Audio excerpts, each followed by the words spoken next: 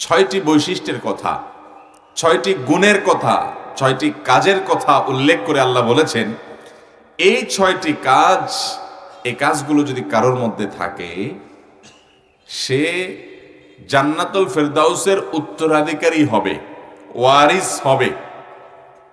মোহতারাম হাজরিন, আল্লাহ রাব্বুল আলামিন আমাদেরকে দুনিয়াতে পাঠিয়েছেন। এটা আমাদের আসল বাড়ি না। আমাদের আসল বাড়ি কোনটা? জান্নাত। কিভাবে বাড়ি হলো জান্নাত? বলেন। জান্নাত আমাদের আসল বাড়ি কিভাবে? মানুষ বাড়ির মালিক হয় পৈতৃক সূত্রে অথবা ক্রয় সূত্রে। আপনি জান্নাত কি কিনছেন না আপনার বাপের বাড়ি? কোন দিক থেকে জান্নাত আপনার বাড়ি? বলেন। বাপের বাড়ি, উত্তর সঠিক। জান্নাত আমাদের বাপের বাড়ি। আমাদের বাপ কে? আদম আলাইহিস সালাম। কোথায় ছিলেন উনি? জান্নাতে। ওখান থেকে আল্লাহ তাআলা ওনাকে দুনিয়াতে পাঠাইছেন। একটা নির্দিষ্ট সময় পর্যন্ত দুনিয়াতে ওনার বংশধরেরা, মানুষরা থাকবে। এরপর আল্লাহ তাআলা মহাপ্রলয়ের মাধ্যমে, কিয়ামত কায়েমের মাধ্যমে আবার সে বাপের বাড়িতে যাওয়ার সুযোগ করে দিবেন, তবে সবাইকে না। যারা ঠিকঠাক মতো টিকিট কেটেছে, ঠিকঠাক মতো টাইম মতো ট্রেন ধরতে পেরেছে, যারা ঠিক মতো গাড়ি ধরতে পেরেছে, প্লেন ধরতে পেরেছে এবং সফরে যাওয়ার জন্য যা যা দরকার, ভিসা, টিকিট সব ঠিকঠাক মতো করতে পেরেছে, নিজের গন্তব্য পর্যন্ত আল্লাহ তাদেরকে যাওয়ার তৌফিক দিবেন ইনশাআল্লাহ। মুহতারাম হাজরিন, আদম আলাইহিস সালামের সন্তান হিসেবে পৈতৃক সূত্রে চোখ বন্ধ করেই যদি জান্নাত পাওয়া যেত, তাহলে আল্লাহর প্রতি বিশ্বাসী বান্দা তো বটেই, আল্লাহর প্রতি অবিশ্বাসী বান্দা, অমুসলিম, কাফির, মুশরিক তারাও জান্নাতে চলে যেত, যেহেতু তারাও আদম আলাইহিস সালামের ছেলে, মেয়ে, তার সন্তান। তাহলে বোঝা গেল আমাদের পৈতৃক বাড়ি জান্নাত। সেই জান্নাতে আমরা যেতে হলে শুধুমাত্র আদম আলাইহিস সালামের সন্তান এই পরিচয় জান্নাতে যেতে পারবো। তাহলে কি করতে হবে? আপনি আপনার কোনো একটা জায়গায় সফরে গেছেন, সেখানে কিছুকাল থাকবেন। নিজের কাজকাম শেষ করার পর সেখান থেকে নিজের বাড়িতে যাবেন। এই বাড়িতে যাওয়ার জন্য, নিজের আসল ঠিকানা যাওয়ার জন্য আপনি আপনার পাসপোর্ট, ভিসা, তারপর টিকিট সব ঠিকঠাক করেন, রেডি করেন। এগুলো সব যদি রেডি থাকে, ঠিকঠাক থাকে, তাহলে আপনি আপনার মূল গন্তব্যে ফিরে আসতে পারবেন। আর যদি এগুলো ঠিক না থাকে, তাহলে মূল গন্তব্যে আপনি যেতে পারবেন। কথা একেবারে পরিষ্কার।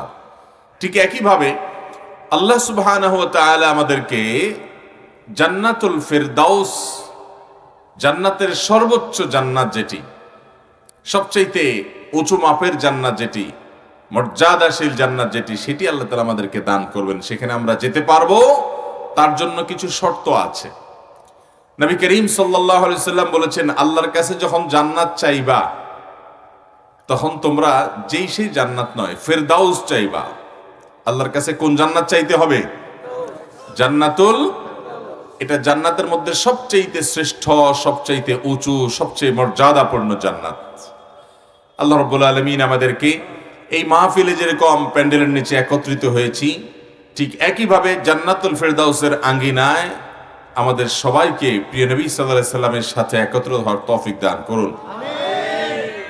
মোহতারাম হাজরিন, আমাদের বাবার বাড়িতে জান্নাতে আমাদেরকে যদি যেতে হয়, তাহলে কোরআন এবং হাদিস যে রুট বাতলেছে, যে পথ ধরে বাতলেছে, সেই পথ ধরে হাঁটতে হবে।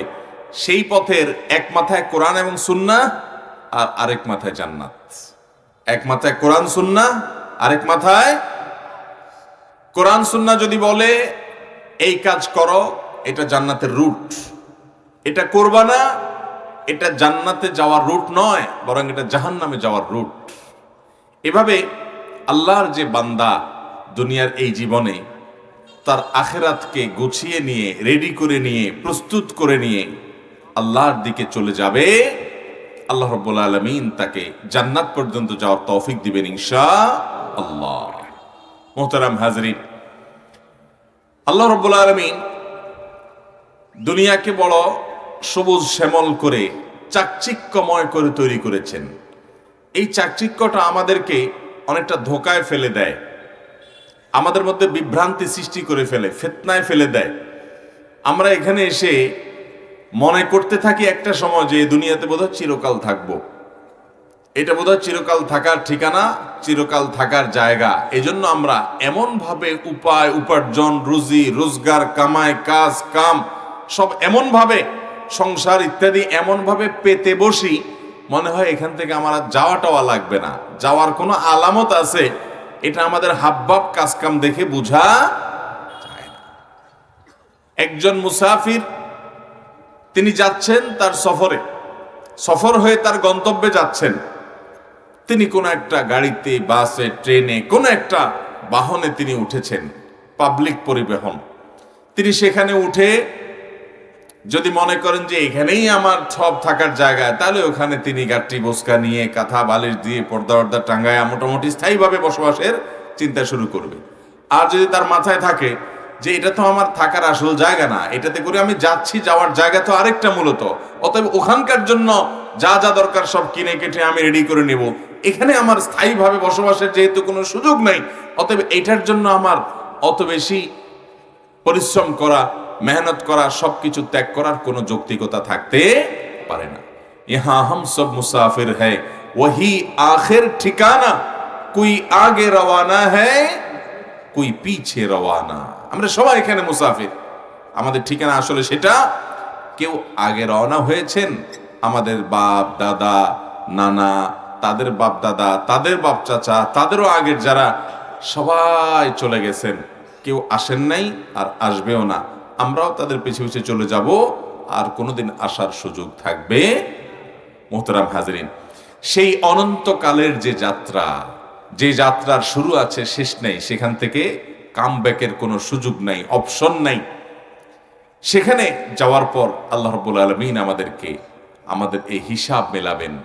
দুনিয়াতে আল্লাহ পাঠিয়েছেন, ওই যে জান্নাতে যাওয়ার রোড ম্যাপ দিয়ে দিয়েছেন, সে অনুযায়ী চলে থাকলে গন্তব্য বাপের বাড়িতে আবার যাওয়ার সুযোগ হবে। আর উল্টাপাল্টা যদি করেন, ভিসা, টিকিট, পাসপোর্টের কোনো ঠিক ঠিকানা যদি না রাখেন, তাহলে মূল গন্তব্যে না যাইয়া অন্য কোনো জায়গায় আপনাকে যেতে হতে পারে। মোহতারাম হাজরিন, আমি শুরুতে কোরআনে কারীমের গুরুত্বপূর্ণ একটা আয়াত, গুরুত্বপূর্ণ একটি সূরার কয়েকটা আয়াত তেলাওয়াত করেছি। সূরাটার নাম হলো সূরা মুমিনুন। কোরআনে কারীমের 18 নম্বর পারার প্রথম সূরা। এই সূরার শুরুর কয়েকটা আয়াত আমি তেলাওয়াত করেছি। ওই যে শুরুতে বলেছি, নবী করিম সাল্লাল্লাহু আলাইহি সাল্লাম বলেছেন, আল্লাহর কাছে যখন জান্নাত চাইবা, তখন যেন জান্নাত নয়, জান্নাতুল ফিরদাউসটা চাইবা, সর্বোচ্চ মাকামের মর্যাদার জান্নাতটা চাইবা। এই আয়াতগুলোতে আল্লাহ তাআলা জান্নাতুল ফিরদাউসের উত্তরাধিকারী কারা হবে তাদের কথা বলেছেন। ওলামা একরাম ভালো বুঝবেন, আল্লাহ তাআলা এই আয়াতগুলোতে শেষের দিকে এসে বলেছেন, উলাইকা হুমুল ওয়ারিসুন আল্লাযীনা ইয়ারিসুনাল ফিরদাউসা হুম ফিহা খালিদুন। 6টি বৈশিষ্ট্যের কথা, 6টি গুণের কথা, 6টি কাজের কথা উল্লেখ করে আল্লাহ বলেছেন, এই 6টি কাজ, এই কাজগুলো যদি কারোর মধ্যে থাকে, সে জান্নাতুল ফিরদাউসের উত্তরাধিকারী হবে, ওয়ারিস হবে। ওয়ারিস আর উত্তরাধিকারী হওয়া আর মালিক হওয়া দুইটা কিন্তু এক জিনিস না। মানুষ টাকা দিয়ে কিনলেও মালিক হয়, কিন্তু বাবার সূত্রে, মায়ের সূত্রে পাইলে সেটাকে বলা হয় উত্তরাধিকার হওয়া, উত্তরাধিকার সূত্রে হওয়া। আল্লাহ রাব্বুল আলামিন কোরআনে কারীমে প্রতিটি শব্দ ব্যবহার করেছেন, তার বহুবিধ হিকমা আছে, রহস্য আছে।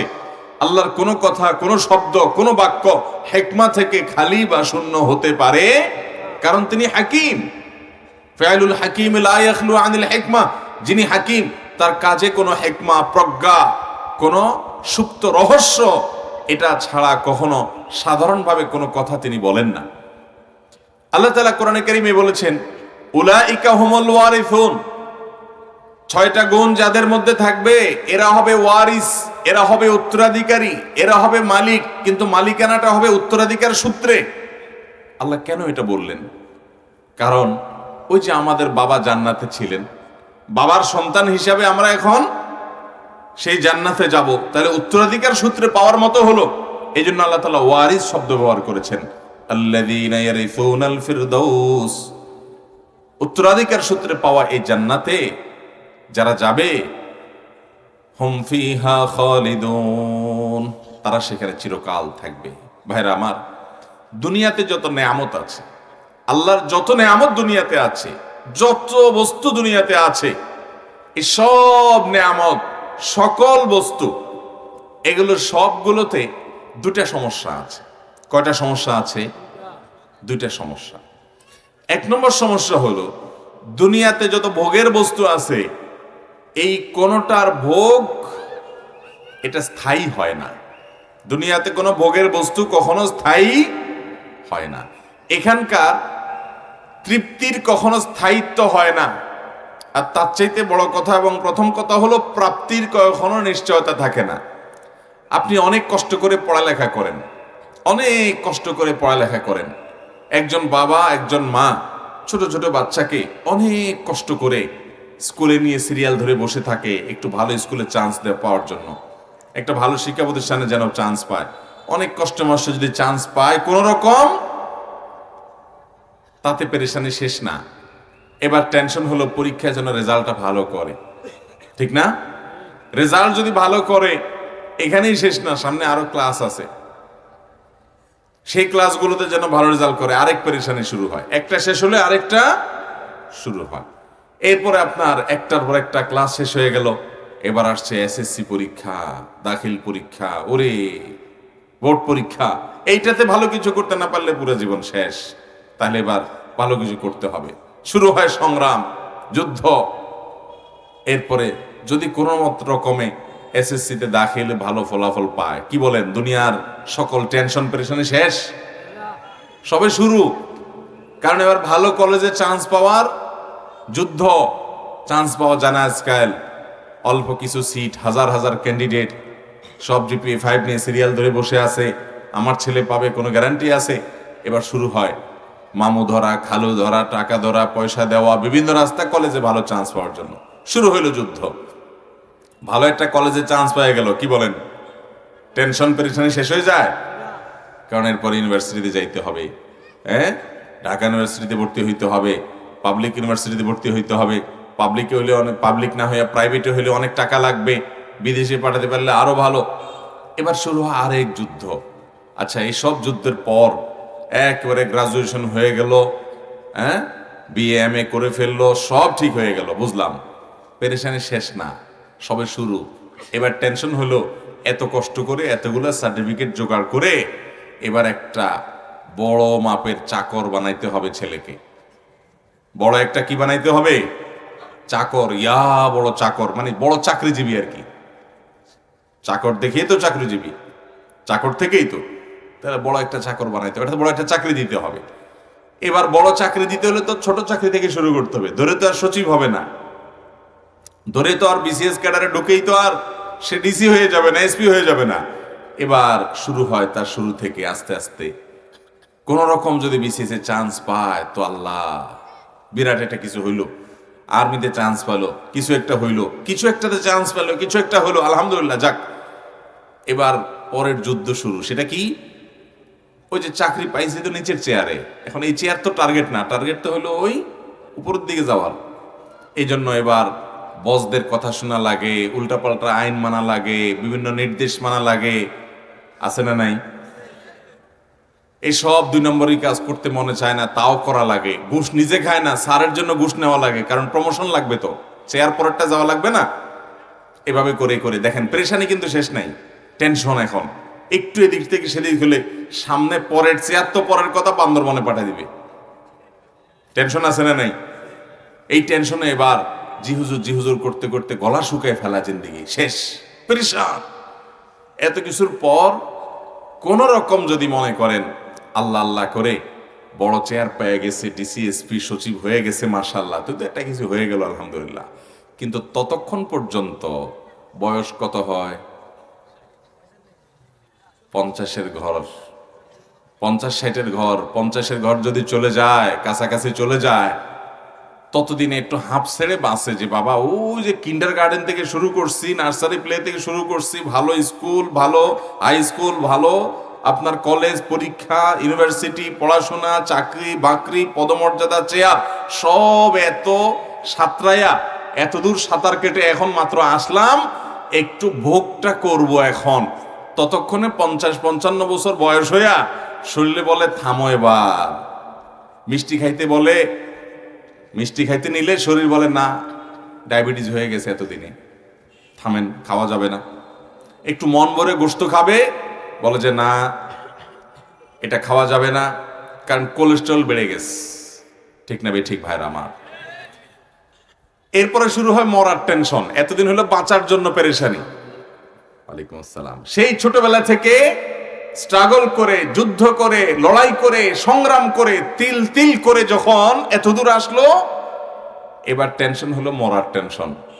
কারণ হলো রোগ বালাই যেভাবে চাঁদের দিক থেকে ধরে বসে, তাতে সামনে কবর ছাড়া আর কিচ্ছু দেখা যায় না। ঠিক না ঠিক? এর নাম দুনিয়ার জিন্দেগি, এর নাম হলো দুনিয়ার জীবন। এখানে মানুষ পাবে যে সুখের ধরা যে পাবে সেটার কোনো গ্যারান্টি নেই, প্রাপ্তির কোনো নিশ্চয়তা নাই। শুধুমাত্র আমরা হাতড়াতে থাকি সুখের জন্য, পাবো কিনা জানি না। যদি আল্লাহ তাআলা কোনোভাবে দিয়েও দেন, তো এটা স্থায়ী থাকে না, দেখতে দেখতে শেষ হয়ে যায়। আর আখিরাত সম্পর্কে আল্লাহ বলেছেন ওয়াল আখিরাতু খায়রুম ওয়া আবকা। দুনিয়াতে যত ভোগ আছে, এই ভোগগুলো সব স্যাম্পল, এগুলার অরিজিনাল ভার্সন আল্লাহর কাছে আখিরাতে আল্লাহ রেখেছেন। সেখানকার ভোগের স্থায়িত্ব থাকবে, সেটা কখনো মানুষ থেকে হারিয়ে যাবে না। আল্লাহ রাব্বুল আলামিন আখিরাতের সে নেয়ামত লাভ করার মতো নেক আমল করে দুনিয়া থেকে আমাদেরকে যাওয়ার তৌফিক দান করুন। আমিন।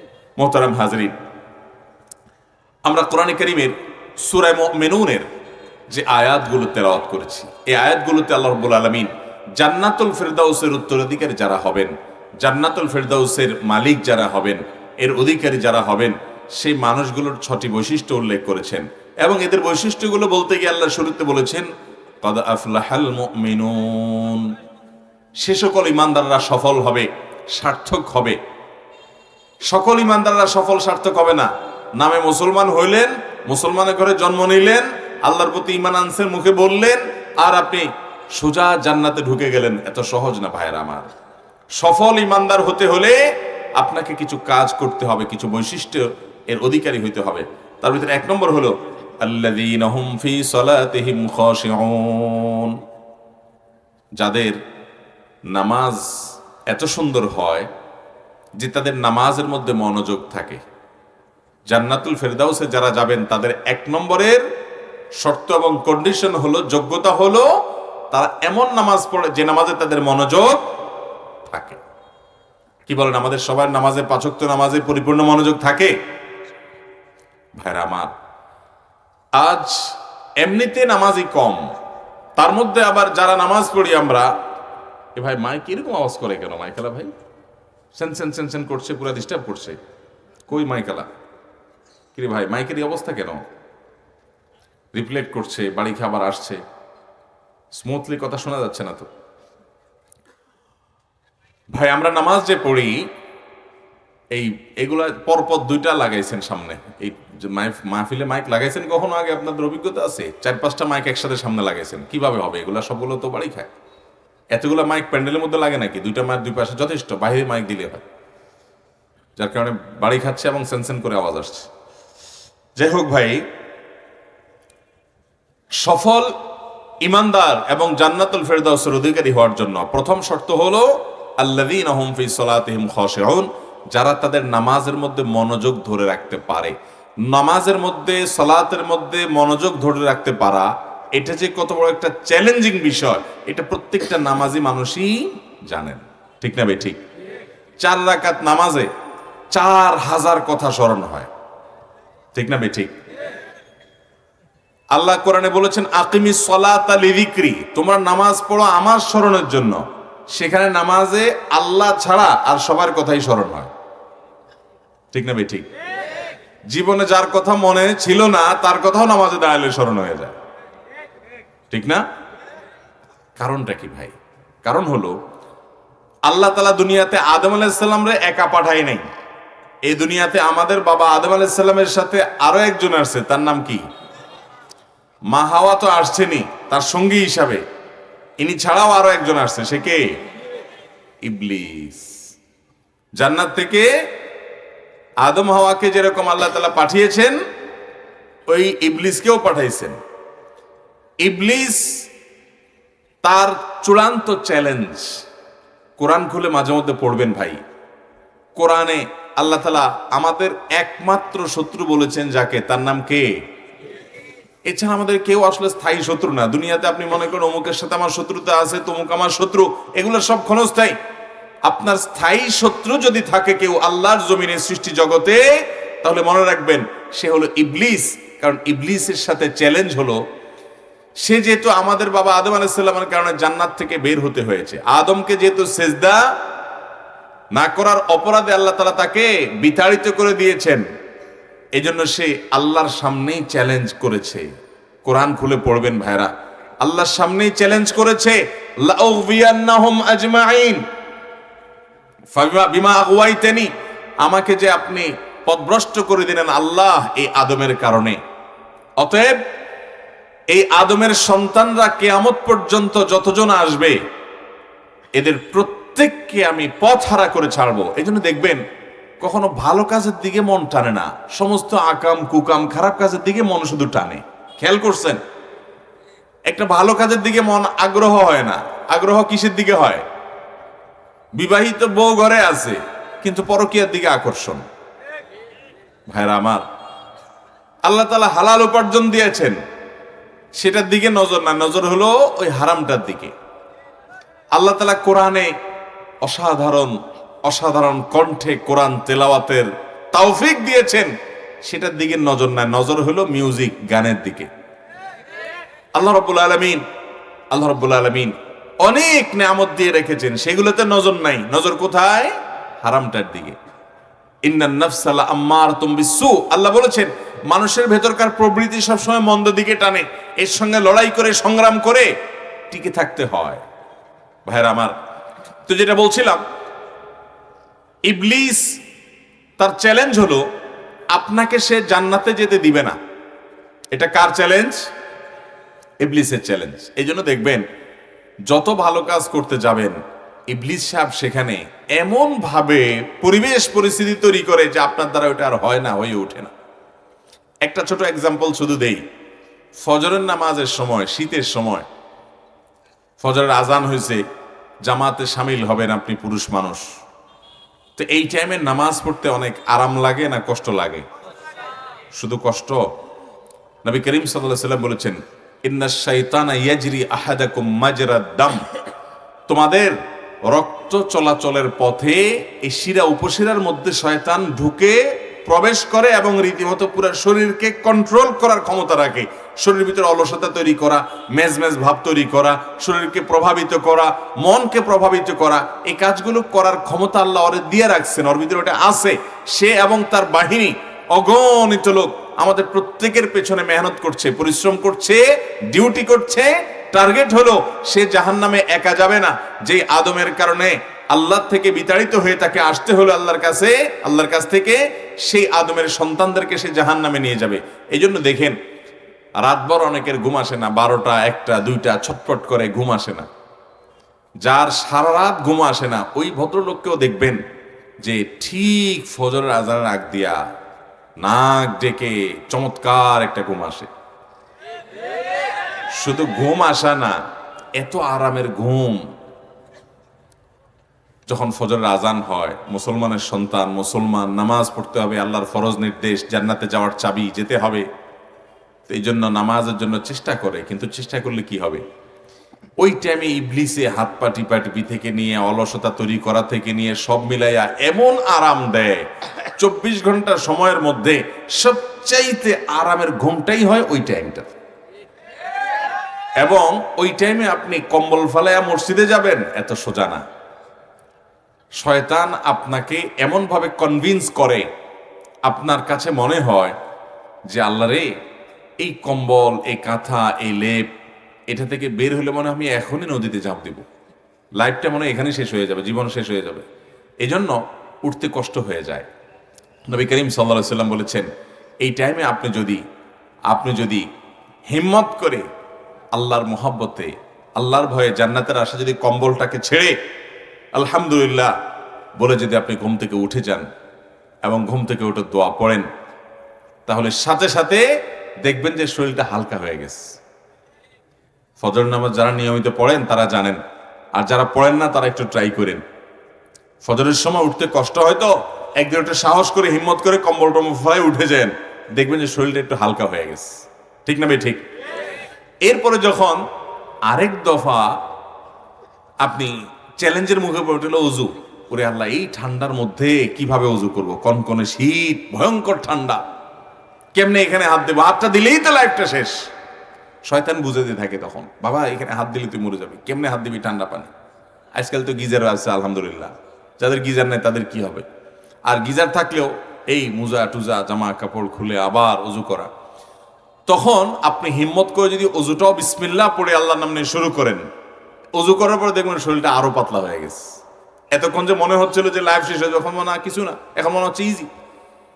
এবার শয়তান বুঝাইতে থাকে যে বুঝলাম অজুও করছস, ঘুম থেকে উঠছস, আরে বেশি ঠান্ডা পড়লে বাসায় নামাজ পড়া জায়েজ আছে। এই মাসআলা দেয় কে? শয়তানে।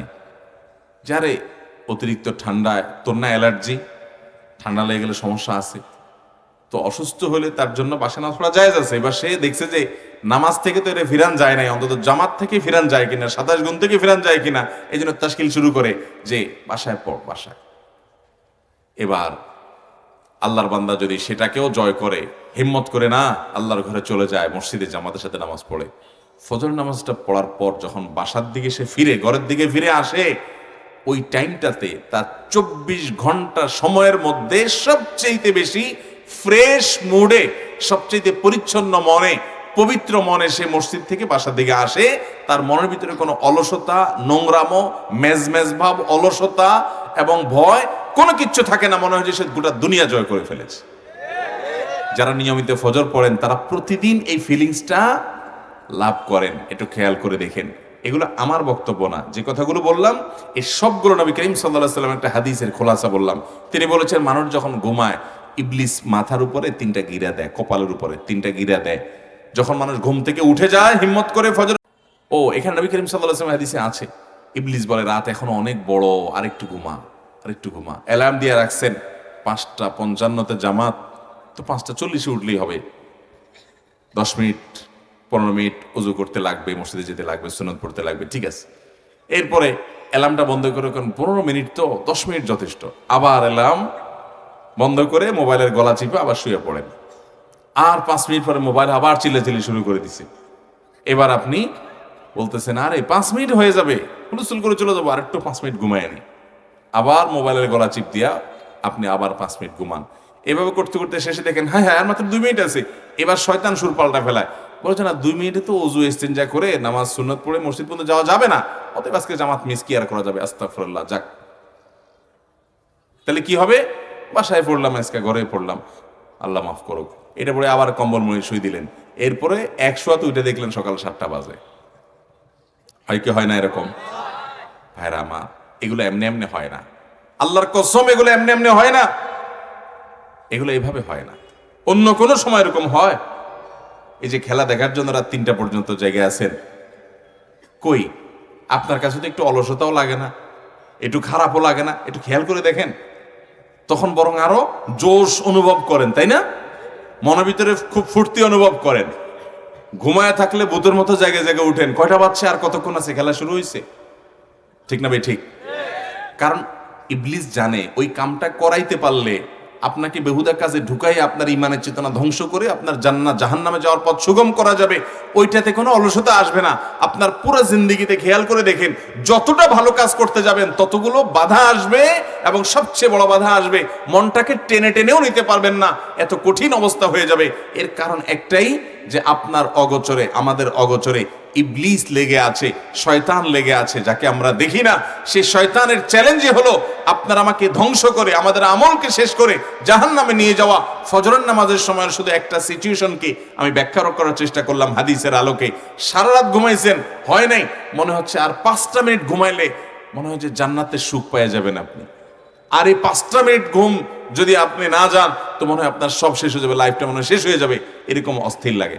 ভাইরা আমার, এই ইবলিস নামাজের মধ্যে আমাদেরকে মনোযোগ ধরে রাখতে দেয়, অনেক বড় কঠিন। আল্লাযী ইউওয়াসওয়িসু ফী সুদুরিন নাস, মানুষের ভিতরে শুধু ওয়াসওয়াসা দেয়। ওই যে বললাম নামাজে দাঁড়াইছেন কেন? আল্লাহর স্মরণের জন্য।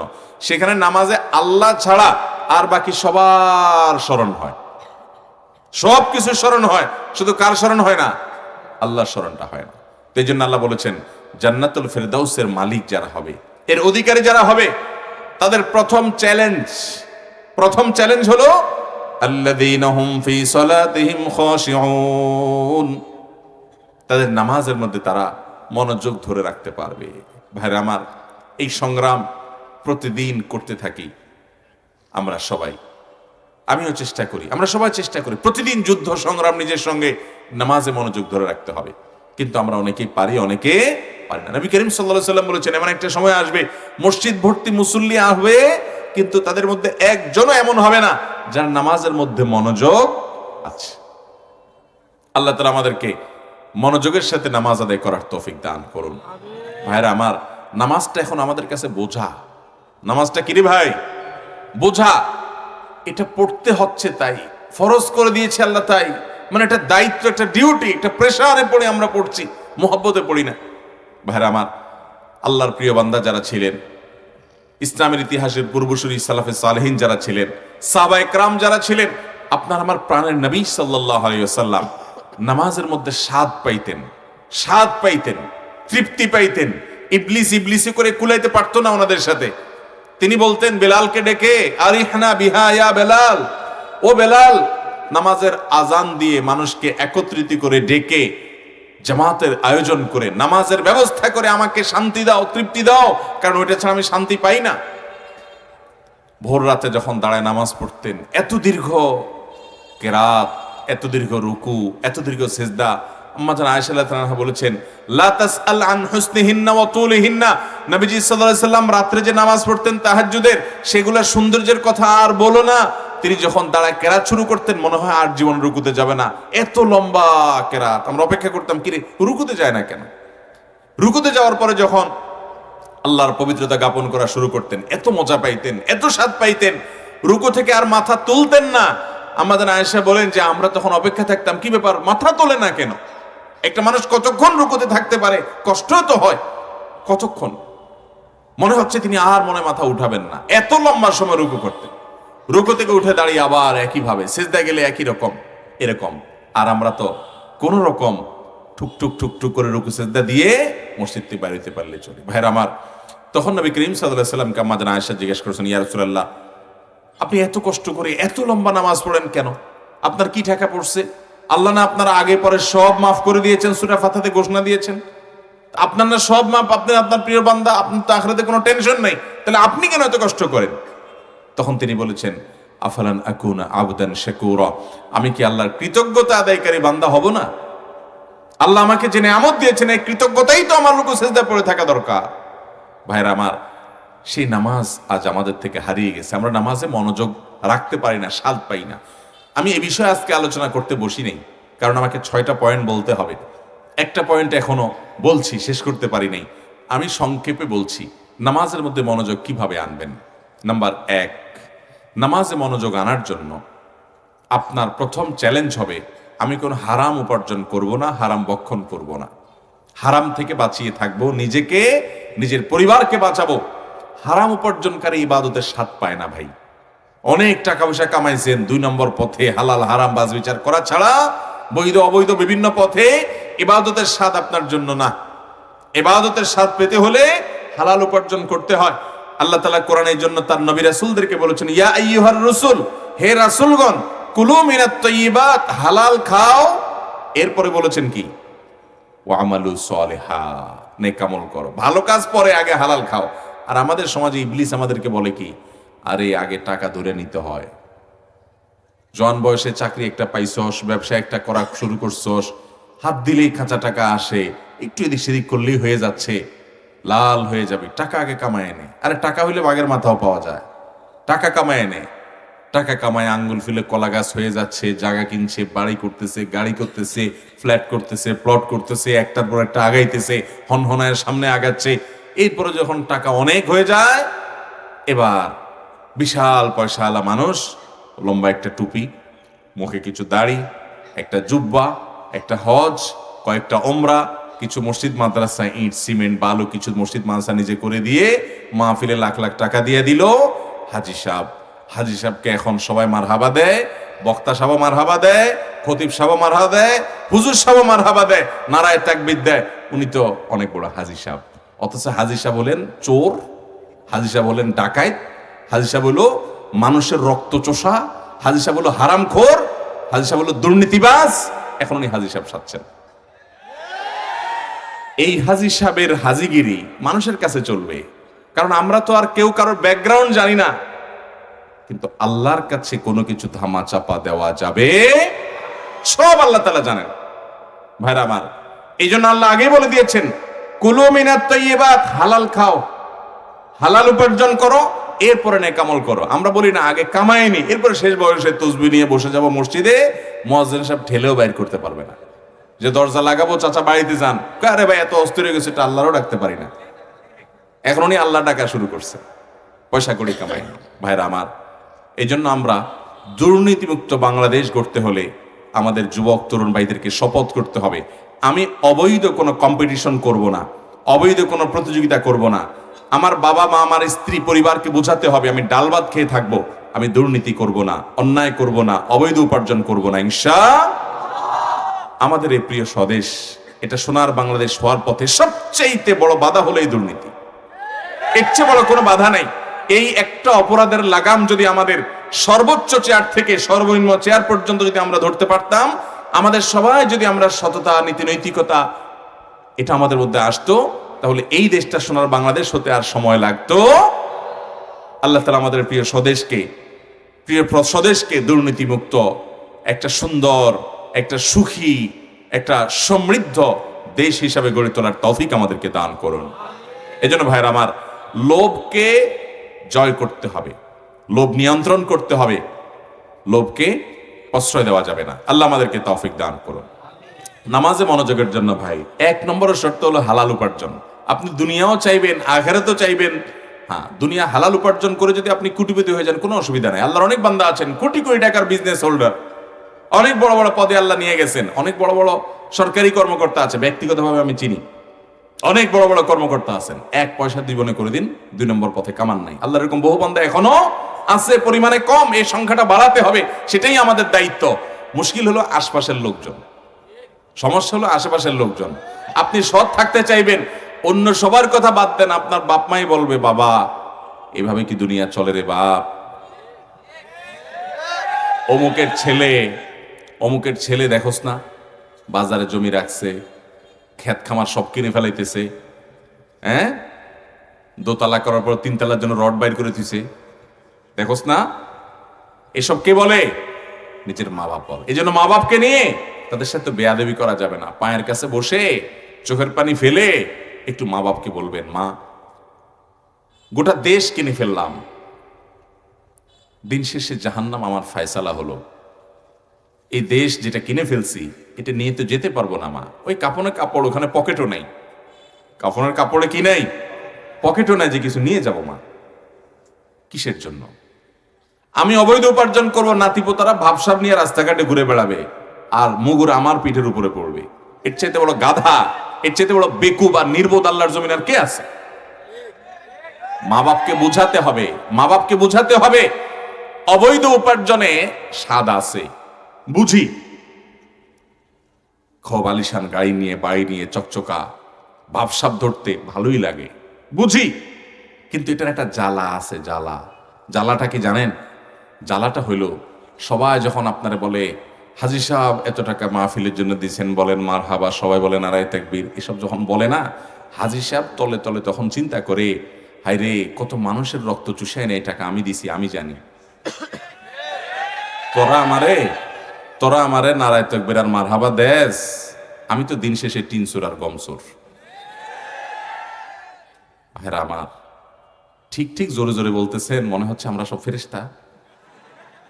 ভাইরা আমার, যে যেখানে চান্স পাচ্ছে, আপনি হয়তো টিনচুরি গমচুরি করেন না, কারণ এটা সুযোগই আপনার জীবনে আসেনি। আপনি আপনার জায়গা থেকে করছেন, আমি আমার জায়গা থেকে করছি। আসুন আমরা শপথ করি, আমরা সততার পথে চলবো মুশকিল হলো যে বললাম, সততার পথে চলতে গেলে আপনার বউ বলবে তোমার সংসার করা যায়, আশপাশে দেখো না কিছু মানুষ কেমনে চলে। আপনার বাপ মা, আপনার ভাই বোন, আপনার আশপাশে সবাই বাধা দিবে। এই জন্য প্রথম কথা হলো, পৃথিবী উল্টে যাবে, আমি অন্যায় করব না।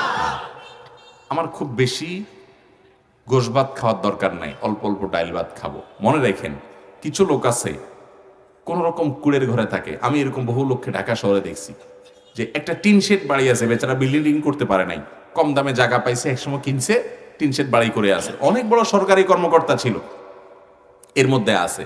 অথচ তার সহকর্মীরা অনেকে আছে, বড় বড় বিল্ডিং একটার পরে 5টা হাঁকায় বসে আছে, 4-5টা বাড়ির মালিক ঢাকা শহরে। তো আমি এই লোকগুলোর সাথে প্রায় যাই, মিশি, একটু কথা বলি, আড্ডা মারি, গল্প করি, চা খাই তাদের বাসায়, একটু বোঝার চেষ্টা করি তাদের মেন্টালিটি। দেখি এই লোকগুলো সুখের সাগরে হাবুডুবু খাচ্ছে। সাগরে তো আর হাবুডুবু খায় তো মানুষ কষ্টে, মানে সুখের সাগরে ভাসছে তারা। কেন? কারণ মনে রাখবেন, অবৈধ কাজ, অবৈধ উপার্জন যখন মানুষ করে, দেখতে আপনার দূর থেকে মনে হবে আরে কত সুখে আছে, ভেতর থেকে অপরাধ বোধের অদৃশ্য একটা জ্বালা আছে, একটা যন্ত্রণা আছে, একটা কামড় আছে। কামড় বুঝেননি? কারণ ওই যে সে জানে যে দিন শেষে চোর, দিন শেষে ডাকাত। একজন আমার এক খুব ক্লোজ মানুষ এখনো বেঁচে আছেন, অনেক বয়স হয়ে গেছে, একদম শেষ মুহূর্তে। উনি একসময় ম্যাজিস্ট্রেট ছিলেন। তো আমি তখন ঢাকার মণিপুরে এক মসজিদে নামাজ পড়াই। আমাকে এসে বলে, হুজুর, আমার সাথে খুব ক্লোজ সম্পর্ক, বাসায় আসা যাওয়া করতেন, অনেক স্নেহ করতেন আমাকে বললেন, হুজুর দুঃখের কথা কি বলি, উনি প্রচুর জমি জমা ছিল ওনার, সব মাদ্রাসা দিয়ে দিচ্ছেন। পূর্বাঞ্চলে একটা জমি আমাকেও দিছে, বলে যে মাদ্রাসা করেন। তা আমি বললাম আমার সময় না, আমি আমার এক ভাইকে দিয়ে দিছি, উনি এখন মাদ্রাসা করছে, আলহামদুলিল্লাহ আমার এক ছাত্র অনেক বড় মাদ্রাসা করছে সেখানে। ভদ্রলোক বলতেছে, হুজুর আজকে জমিটা মাদ্রাসায় দিয়ে দেই, কালকে অমুক জায়গায় 2 লাখ দিয়ে দিই, ওখানে 5 লাখ দিয়ে দিই, আমার ছেলে মেয়েরা সব বাসায় আমারে পারলে বাঁধে দুধ দিবে এই অবস্থা। বলে যে দান সদকা সবাই করে, এটা কোন ধরনের দান সদকা? একসাথে পুরো গোট জায়গা ধরে দিয়ে দিচ্ছ, তুমি সব টাকা দিয়ে দিচ্ছ, কিছু দান করো, কিছু আমাদের জন্য রাখো, তুমি যেভাবে শুরু করছো তাতে কিছু রাখবা না, এটা কিরকম দান? পোলাপান সব আন্দোলন করে। তা আমি বললাম, পোলাপান তো ঠিক বলছে, খারাপ বলে নাই তো। আমার নবীজিও তো বলছেন যে পরিবারকে রিক্ত হস্ত রেখে যাবা না, পোলাপানের জন্য কিছু রেখে যাও, আপনারা সব দান করতে বলছে কে? আমাকে তখন হাজী সাহেব বলে বাবা রে, এই কথা বলার জন্যই তো আপনাকে আসছি। সেটা হলো, যেগুলা ছেলে মেয়ে বলতেছে ওদের জন্য রাখতে, এগুলো তো আমার না কিছু, সব তো চোরাই জিনিস, হাসির জিনিস না ভাই। তখন ভদ্রলোক বললেন যে ভাই, একটা সময়ের দৃশ্য আমার চোখের সামনে ভেসে উঠছে। উনি নিজে বলছেন আমাকে, একটা দৃশ্য আমার চোখের সামনে এখনো ভাসে। কি? যে কোনো একটা জেলার নাম বলছেন, আমি নাম বলবো না, বলেন যে অমুক জেলাতে আমি ম্যাজিস্ট্রেট ছিলাম, একটা মামলা আমার কাছে আসলো, একটা লোকের মানে ভয়ঙ্কর ক্ষতি করে দিতে পারি আমি, একদম তার বিরুদ্ধে অর্ডার দিয়ে দেবে, শেষ তার লাইফ। তো গরিব মানুষ আমার কাছে আসছে, বললাম যে এত টাকা লাগবে, দিতে পারবা? তাহলে রায় ঘুরে যাবে। তখন গরিব মানুষ বলে যে টাকা পয়সা দিতে পারবো না স্যার। বলে তোমার জমি জমা নাই? বলে আছে। বলে বিক্রি করে নিয়ে আসো। বলে যে লোকটা জমি জমা বিক্রি করে 10 টাকা জিনিস 5 টাকা বিক্রি করে তাড়াহুড়া করে টাকা নিয়ে আসছে। আসার পরে আমি রায় ঘুরে দিয়ে তারে বাঁচাই দিছি, অথচ সে এমনিই নিরপরাধ মানুষ ছিল, তারে ফাঁসানো হয়েছে। তো আমি তাকে এই রায় দিয়া ওই টাকার বান্ডেলগুলো নিয়ে আইসা এই জমিটা কিনছি, যে জমিটা এখন পোলাপান বলতেছে আমরা বাড়ি করব ওখানে। ওরা তো জানে না ওই টাকাটা আমি অন্যায়ভাবে ওই লোক থেকে আনছি। তখন আমার বুঝ আসে নাই, এখন আল্লাহর ভয়ে আসছে। ভাইরা আমার, এরকম শত শত মানুষের হিস্ট্রি আমার বুকে আছে। আমি জানি শয়তান আপনাদেরকে বলবে 2 নম্বর পথে কামাই করো, খবরদার সেদিকে পা বাড়াবেন। মনে রাখবেন, হারামে আরাম নাই, এটা মুখে আমরা বলি, কিন্তু এখন যদি আপনার সামনে কয়েক কোটি টাকা মেরে দেওয়ার একটা সুযোগ আসে, কেউ দেখবে না, এবং ভয় নাই, ধরা পড়ার কোনো সম্ভাবনা নাই, মেরে দেওয়ার সুযোগ আছে কয়েক কোটি টাকা। আপনি মাহফিল থেকে যাওয়ার সময় পাইছেন বস্তাটা, আস্তে নিয়ে যাবেন, অন্ধকার, কোনো সিসি ক্যামেরা নাই, লাইট নাই, কিচ্ছু নাই, নিয়ে এসে তো ঘরে ধুয়ে দিবেন, আস্তে আস্তে সাইজ করবেন। শয়তান আপনাকে বলবে আরে নিয়ে যা, নিয়ে যা, পরে মাপটাপ যাবি, কিছু মসজিদ মাদ্রাসা দিয়ে দিবি, কিছু দিয়ে দিলে হুজুররা এমনি মারহাবা দিবে, কালো টাকা সাদা হয়ে যাবে। ভাইরা আমার, আহা, তো এই জন্য সংগ্রাম করতে হয়। যে কথা বলছিলাম যে অবৈধ এবং 2 নম্বর পথে যে কামাই হয়, এই কামাইটার পর একটা জ্বালা আছে, জ্বালা। ওই যে বুড়ার কথা বলছি হাজি সাহেব, ওই বেচারাকে অবৈধ উপার্জনের জ্বালায় জ্বালাতন করতো। এটা আমরা জানি না, যারা 2 নম্বর পথে উপার্জন করে ওরা জানে। ওদেরকে দেখলে মনে অনেক সুখে, ভিতরে জাহান্নাম, ত্রাস। কারণ ও জানে দিন শেষে সে দুর্নীতিবাজ, সে খারাপ মানুষ, সে জানে এই টাকাগুলো আরেকজনের, মানুষের, অন্যায়ভাবে উপার্জন করছে। এই জন্য মন ভরে সেটা ভোগ করতে পারে না। কিন্তু এর বিপরীতে একজন মানুষ গরিব, তিনি সৎ ছিলেন, এই জন্য বেশি পয়সা করতে পারেন নাই, ডাল ভাত খায় কিন্তু প্রচন্ড তৃপ্তি। কারণ তার মনের দিক থেকে এই সাপোর্ট আসে যে আলহামদুলিল্লাহ আমি কখনো 2 নম্বর পথে কামাই করি নাই, একটা বল থাকে। এই জন্য নবী সাল্লাল্লাহু আলাইহি ওয়াসাল্লাম বলেছেন লাইসাল গিনা বিকাসরাতিল আরজ, অনেক সম্পদের মালিক হওয়ার নাম ধনী হওয়া নয়, ওয়ালাকিন্নাল গিনা গিনান নাফস, ধনী হওয়া হলো যার মনের দিক থেকে ধনী। মনের দিক থেকে ধনী মানে সে জানে তার মনে কোনো দুর্বলতা নাই, সুখী সে। ওই সম্পদের মালিক হওয়ার নাম সুখ হতে পারে না। অতএব সৎ পথে চলবো তো ইনশাআল্লাহ। দুর্নীতির বিরুদ্ধে আমরা সংগ্রাম করব, দুর্নীতি নিজেরাও করব না, কাউকে করতে দেব না। মুশকিল হলো আমরা নিজেরাই তো দুর্নীতিবাজদের দুর্নীতি করতে সহযোগিতা করি, তাদের দোষ দিয়া লাভ কি? একটা কাজ সরকারি অফিসে একটু সিরিয়াল ধরে করতে হবে, আপনি বলেন এত সিরিয়াল ধরে কে, ঝামেলা, ঠিক আছে অমুকের ডাইকায় না, 500 টাকা দিয়ে দিলাম, ভাই আমার কাজটা এমনি করে দিস, তাহলে ওরে তো 2 নম্বরের পথে আপনি নিয়ে গেলেন, ঠিক না ভাই? ঠিক। আমি দাঁড়িয়ে থাকবো 2 ঘন্টা, তারপরও 500 টাকা ঘুষ দেব। বেশিরভাগ কাজগুলোতে দেখা যায়, অনেক জায়গায় আছে টাকা ছাড়া হবেই না, অনেক জায়গায় আছে যে কাজগুলোতে আপনি চাইলে চেষ্টা করলে সঠিকভাবে করতে পারবেন। তো যেটা বলছিলাম, নামাজে মনোযোগ আনার জন্য হালাল উপার্জনের কোনো বিকল্প হতে পারে, অতএব হালাল উপার্জন করতে হবে। নাম্বার 2, নামাজে মনোযোগ আনতে হলে আপনার চোখের গুনাহ থেকে বাঁচতে হবে। চোখের গুনাহ, কঠিন কঠিন কাজ এগুলা সব। হালাল উপার্জনটাও কঠিন কাজ, কারণ নামাজ কালাম পড়তে এত কষ্ট হয় না, হারাম টাকার বান্ডিলকে ডিনাই করতে যত কষ্ট হয়, ঠিক না ভাই? ঠিক। কাস্টমারের ফাঁকি দিয়া পয়সা কামানো, এটা লোভনীয় একটা ব্যাপার। এটা ছাড়া যত কঠিন, নামাজ পড়াটা এত কঠিন না। নামাজ অনেক চোর ডাকাত দুর্নীতিবাজও পড়ে নেয় টুকটাক, ঠিক না ভাই? ঠিক।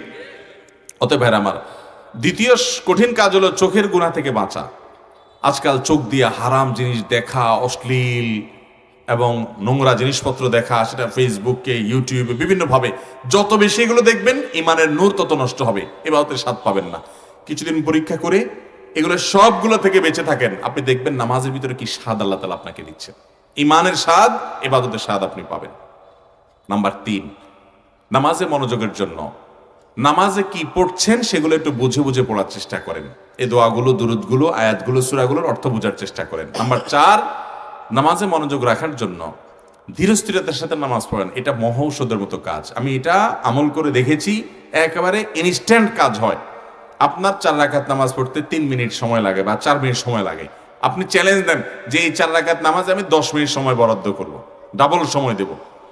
রুকুতে তাসবিহ 3 বার পড়া শেষ, তা মাথা উঠাবো না, আরেকটু অপেক্ষা করব। এভাবে আপনি একটু লম্বা করেন, যত বেশি লম্বা করবেন, বেশি সময় দিবেন, দেখবেন আপনার নামাজের ভিতরে মনোযোগ এমনিই চলে আসছে ইনশাআল্লাহ। তাহলে ভাইরা আমার, জান্নাতুল ফেরদাউসের মালিকদের প্রথম বৈশিষ্ট্য হলো তাদের নামাজে মনোযোগ থাকে। আজকাল বেশিরভাগ মুসল্লিদের আমাদের নামাজে মনোযোগ নাই। আল্লাহ আমাদেরকে মনোযোগ সহকারে নামাজ পড়ার তৌফিক দান করুন, চেষ্টা করবো তো সবাই ইনশাআল্লাহ। নাম্বার 2, ওয়াল্লাযীনা হুম আনিল লাগবি মুরিদুন, যারা অহেতুক অনর্থক কাজ থেকে বিরত থাকে, বেঁচে থাকে। ফালতু কাজ, যে কাজে দুনিয়া আখিরাতের কোনো লাভ নাই। এই যে কয়দিন আগে আপনারা বিশ্ব পাপ উন্মাদনায় লাফাইছেন, লক্ষ লক্ষ মানুষের কোটি কোটি ঘন্টা এদেশে, কোটি কোটি মানুষের কোটি কোটি ঘন্টা এদেশে নষ্ট হয়েছে বিশ্বকাপ উপলক্ষে, রাত জেগে। এটাতে আপনার নিজের কয় পয়সা ইনকাম হয়েছে? অনেকের হয়েছে। এই বিশ্বকাপকে কেন্দ্র করে আমাদের দেশে অনেক বড় বড় মনিটরে খেলা হয়েছে, বেট ধরেছে, বাজি ধরেছে, জুয়া এবং হারাম উপার্জন অনেকে করেছে। কিন্তু বৈধ পথে এই কামে কোনো উপার্জনের কোনো সুযোগ আছে? কিন্তু আমরা দেখছি। কেন দেখছি ভাই? নিজেরাও ভালো করে বলতে পারবো না। আমরা গোল দিচ্ছে কোন দেশের কোন খেলোয়াড়, আমরা লাভ দিয়ে উঠতেছি গোল বলে। ওই বেটা গোল দিলে কোটি কোটি টাকা পাবে, এমনকি হেরে গেলেও পয়সা পাবে।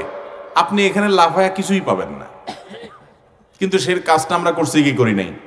এরপর যুবক বলেন, বৃদ্ধ বলেন, বৃদ্ধদের দেখেন শয়তান সবার জন্য কিছু কিছু আইটেম রাখে। ওই যে চিরশত্রু, সে তো আপনার জান্নাতে যেতে দিবে না, সে আপনাকে জান্নাতে যেতে দিবে না। ভালো কাজে দেখবেন, নামাজে কেন এত বাজে কথা মনে আসে? কারণ যে ইবলিস, আপনি অন্য কোনো জায়গায় এত বাজে কথা মনে আসে না, যত নামাজের মধ্যে মনে আসে। কারণ সে জানে নামাজে মনোযোগ থাকলে জান্নাতে চলে যাবেন, এটা যেন যেতে না পারে। এর জন্য সে নামাজের ভিতরে যত ফালতু চিন্তা আছে সবাই না আপনার সামনে হাজির করে দেয়। ভাইরা আমার, সেই ইবলিস বৃদ্ধদের জন্য এক ধরনের সময় নষ্টের আইটেম রাখছে, যুবকদের জন্য আরেক রকমের। বৃদ্ধদের জন্য সময় নষ্টের আইটেম হলো চায়ের দোকান। চায়ের দোকান এগুলোকে আমি বলি চলতি ফিরতি টকশো। আপনারা টকশো টেলিভিশনে দেখেন, একজন উপস্থাপক থাকে, দুজন বুদ্ধিজীবী থাকে, দেশের গুরু গম্ভীর বিষয় নিয়ে আলাপ আলোচনা করে, তাই না? এদেশে যতগুলা চায়ের দোকান ততগুলা টকশো। এই টকশোতে গেস্টের কোনো শেষ নাই। একজন চা খায় উঠে আরেকজন আসে, এক বুড়া বাইর হয় আরেক বুড়া আসে, গেস্ট একটার পর একটা আসে থাকে। এই জন্য বলছি আমি এটা 24 ঘন্টার ওপেন টকশো। 24 ঘন্টা তো না, যতক্ষণ খোলা থাকে ততক্ষণ টকশো। এই টকশোতে দেখবেন দেশের রাজনীতি, অর্থনীতি, সমাজনীতি সব গুরু গম্ভীর এবং হাইপোথেটিক্যাল উচ্চমাননীয় বিষয় নিয়ে তর্ক বিতর্ক, গন্ডগোল, ফাসাদ, মারামারি, কাটাকাটিও হয়। কি লাভ? এত বুদ্ধিজীবী সারা পৃথিবীর কোনো দেশে নাই যত বুদ্ধিজীবী এই দেশে আছে। মনে মনে বুদ্ধিজীবী, প্রতিটা চায়ের দোকানে টুলে টুলে বুদ্ধিজীবী। ভাইরা আমার, মুরব্বীদের সময় নষ্ট করার জন্য শয়তানের টকশো বসাইছে, আর যুবকদের সময় নষ্টের জন্য এই যে খেলাধুলা, কলেজ ইউনিভার্সিটি মোড়ে মোড়ে 4-5 দোস্ত মিলে আরেক মেয়েকে নিয়ে বাজে আলাপ আলোচনা, অহেতুক আড্ডা। আল্লাহ তাআলা আমাদেরকে রক্ষা করুন। জান্নাতুল ফেরদাউসের মালিক হওয়ার জন্য ওয়াল্লাযীনা হুম আনিল লাগবি মুরিদুন, যারা অনর্থক অহেতুক কাজ থেকে বিরত থাকে তারা জান্নাতুল ফেরদাউসের মালিক হবে। অতএব বেহুদা কাজ ছাড়বো তো ইনশাআল্লাহ। নাম্বার 3, ওয়াল্লাযীনা হুম লিয-যাকাতি ফাইলুন। জান্নাতুল ফেরদাউসের ওয়ারিস হতে হলে যাকাত আদায় করতে হবে। কি আদায় করতে হবে ভাই? যাকাত। যাকাত এটা আজকাল অনেক মানুষের উপরে আবশ্যক, আমরা জানি না। আমরা মনে করি কোটি কোটি টাকার মালিক হলে, লাখপতি, মিলিয়নিয়ার, বিলিয়নিয়ার হলে বোধহয় যাকাত আসে না। ভাই, যাকাত আসার জন্য 595 গ্রাম রূপা, যেটাকে 52.5 তোলা বলেন, এই 52.5 তোলা রূপা কেনার মতো টাকা আপনার কাছে জমা আছে। এই টাকাটা 1 বছর আপনার কাছে আছে, হোল্ড করছে, বাস। তাহলে আপনার উপরে যাকাত আবশ্যক। 595 গ্রাম বা 52.5 তোলা রূপার বাজার মূল্য কত এখন? 40-45 হাজার, বা এর প্লাস মাইনাস, কম বা বেশি হবে, এক্সাক্ট বললাম না, এরকম কাছাকাছি। অর্থাৎ 50,000-এরও নিচে, 1 লাখেরও অনেক কম। এই টাকা অনেক রিকশাওয়ালা ভাই আছেন, তাদেরও জমা আছে না নাই? তাহলে দেখা যাবে বহু লোকের উপরে যাকাত ফরজ, অথচ আমরা দেই না। আমাদের কাছে অনেকে যাকাতের মাসআলা জিজ্ঞাসা করতে আসে। এই মাসআলা জিজ্ঞাসা করার স্টাইল দেখে বোঝা যায় উনি ফাঁক ফুকুর খুঁজতেছে বের হওয়ার জন্য। যাকাত কিভাবে না দেওয়া যায় সে বুদ্ধি খুঁজতেছে। একজন আমাকে একবার প্রশ্ন করেছে, বলে ভাই আমার 10 ভরি স্বর্ণ আছে, মহিলা মানুষ। বলে যে এই স্বর্ণগুলার যাকাত দিতে গেলে প্রতি বছর কিছু টাকা খরচ হয়, টাকা লেগে যায়। তো আমি একটা বুদ্ধি বাইর করছি, সেটা হলো যে 1 বছর পরে তো যাকাত দেওয়া লাগে, যখন আমার একটা বছর পূর্ণ হবে তার 2-3 মাস আগে এখান থেকে 5 ভরি আমি মেয়েকে দিয়ে দিব। ওর কোনো স্বর্ণ নাই, তাহলে ওর 5 ভরি আর আমার 5 ভরি, তাহলে 7.5 কারোরই নাই। যার কারণে ওরও যাকাত দেওয়া লাগলো না, আমারও দেওয়া লাগলো না। আবার 5-6 মাস পরে ও আমার ওইটা দিয়ে দিল। আমি বললাম যে সুবহানাল্লাহ, আপনি যদি মাদ্রাসায় পড়ালেখা করতেন আপনি অনেক বড় মুফতি হতে পারতেন। মাথায় এত বুদ্ধি মাশাআল্লাহ, ফাঁকি দেওয়ার জন্য। ভাইরা আমার, যারা যাকাত দেয়াটাকে বোঝা মনে করছেন, শুনে রাখেন, নবী করিম সাল্লাল্লাহু আলাইহি ওয়াসাল্লাম বলেছেন কিয়ামতের আগে একটা সময় আসবে যে মানুষ যাকাত দেওয়াটাকে জরিমানা মনে করবে, অর্থদণ্ড মনে করবে, এটাকে লস প্রজেক্ট মনে করবে। আরে ভাই, যাকাত দিচ্ছেন মানে তো আপনার আখিরাতে এটা জমা হচ্ছে, এটা তো আপনার লসের কিছু নাই। যত বেশি যাকাত দেওয়া লাগবে তত আপনার ভালো, কারণ সম্পদ যেটা আপনি উপার্জন করছেন এটা নিজে খেয়ে ফেলছেন, এটা আপনার হয়ে গেল। আর যেটা দান করছেন সেটাও আপনার হয়ে গেল, আখিরাতের জন্য জমা হয়ে গেল। আর এছাড়া যেটা আছে এটা সব মানুষের, আপনার মরার পরে সব ভাগযোগ করে নিয়ে যাবে। তাহলে আপনার চেয়ে বোকা এবং নির্বোধ কে হতে পারে যে আপনি মানুষের জন্য সব রেখে চলে যাচ্ছেন? অতএব যাকাত দেব তো ইনশাআল্লাহ হিসাব করে করে। যাকাতকে যারা অর্থদণ্ড মনে করে, জরিমানা মনে করে, এটাকে লস মনে করে, তারা বোকার স্বর্গে বাস করছে, তারা ভুলের মধ্যে আছে। যাকাতকে কখনো এটাকে জরিমানা মনে করা যাবে না। আপনার অনেক খরচ আছে, নিয়মিত দান করা হয় না, একুশিলা প্রতি বছর কিছু টাকা আপনি দান করছেন, আলহামদুলিল্লাহ, এটা একটা সওয়াবের কাজ। অনেকে প্রশ্ন করে, ভাই ব্যাংকে আমার 5 লাখ টাকা ফেলে রাখছে, মেয়ের বিয়েতে লাগবে, ছেলের পড়াশোনায় লাগবে, অমুক কাজে লাগবে, এটা তো আমার ব্যবসার উদ্দেশ্য নাই, এই টাকারও কি যাকাত দিতে হবে? যখন আমরা বলি হ্যাঁ, বছর অতিক্রম করলে, 1 বছর ধরে পড়ে থাকলে যাকাত দিতে হবে, তো বলো ভাই তাহলে তো এটা আমার লস হয়ে গেল, আমার তো কোনো ব্যবসা নেই। ভাই এই টাকাটা ব্যাংকে যদি রাখেন, ব্যাংক আপনাকে 10 লাখ টাকার বেশি যদি রাখেন, যেই টাকায় রাখেন, এই টাকা রাখার কারণে ব্যাংকে যে টাকাটা রাখছেন সেজন্য তারা বছর একটা সার্ভিস ফি কাটবে কি কাটবে না? কাটবেন একটা সার্ভিস ফি। তো ব্যাংকে সার্ভিস ফি দেওয়ার সময় তো আপনার এটা মনে হয় না যে আমি তো কোনো লাভ করতেছি না, বেচারা ব্যাংক আমার কাছ থেকে কেন সার্ভিস ফি কাটবে? তো ওইটা যেরকম দিচ্ছেন, ঠিক একইভাবে ওয়াফি আমওয়ালিহিম হাক্কুল লিসসাইলি মাহরুম, আপনার সম্পদে গরিব অভাবীদের অধিকার আছে। ওখানে 2.5% হারে যে যাকাত আপনি দিচ্ছেন, এই সবগুলো যাকাত দিচ্ছেন মনে হচ্ছে উপর দিয়ে, এটা মূলত আপনার আখিরাতের অ্যাকাউন্টে জমা করতেছেন। যত বেশি দিবেন তত বেশি আপনার লাভ, যেটা আছে এটার চেয়ে যেটা গেছে সেটা বেশি লাভজনক। আল্লাহ তাআলা আমাদেরকে বুঝার তৌফিক দান করুন। অতএব ভাইরা আমার, আমরা অনেকে আছে হিসাব করলে জাকাত আমাদের বেশিরভাগ মানুষের উপরে ফরজ, অনেক রিকশালা ভাইদের উপরে জাকাত ফরজ হয়ে যায়। অনেক কাজের বুয়া আছে, আস্তে আস্তে টাকা জমাতে জমাতে লাখখানেক, লাখ দেড়েক হয়ে গেছে, মাশাআল্লাহ উনি জাকাত দেওয়ার মতো মানুষ। অনেক লোক আছে ভিক্ষা করে রাস্তা, ভালো করে ধরে বসে যদি জিজ্ঞেস করেন কত কি আছে না আছে, বহু ভিক্ষুক বাইর হবে যে ওনারও জাকাত ফরজ হয়ে বসে আছে। ঠিক না ভাই? ঠিক ভাইরা আমার, অতএব জাকাত হিসাব করে দিতে হবে, এটাকে জরিমানা মনে করা যাবে না। এটা জান্নাতি লোকদের অন্যতম গুরুত্বপূর্ণ একটি পূর্ব শর্ত, একটা বৈশিষ্ট্য থাকতে হবে তাদের, যে তারা জাকাত দিবে। নাম্বার 4, ওয়াল্লাযীনা হুম লিফুরুজিহিম হাফিজুন। এটা সবচেয়ে কঠিন পয়েন্ট, সবচেয়ে কঠিন পয়েন্ট। যারা নিজের ইজ্জতকে, সম্ভ্রমকে, লজ্জাস্থানকে হেফাজত করে, কন্ট্রোল করতে পারে, এই লোকগুলো জান্নাতে যাবে। এই যুগে এই কাজটার চাইতে কঠিন কাজ আর কোনোটা যে নাই, এটা যুবকদের চাইতে আর কেউ ভালো বুঝবে না। নিজের ইজ্জত, সম্ভ্রম, এটাকে হেফাজত করা, সেক্সুয়াল অপরাধে জড়িত না হওয়া, জেনা ব্যভিচার না করা, হারাম রিলেশন না করা কোনো মেয়ের সাথে, কোনো ছেলের সাথে কোনো মেয়ের, এর চাইতে কঠিন কাজ এই যুগে যুবকদের জন্য আরেকটা হতে পারে।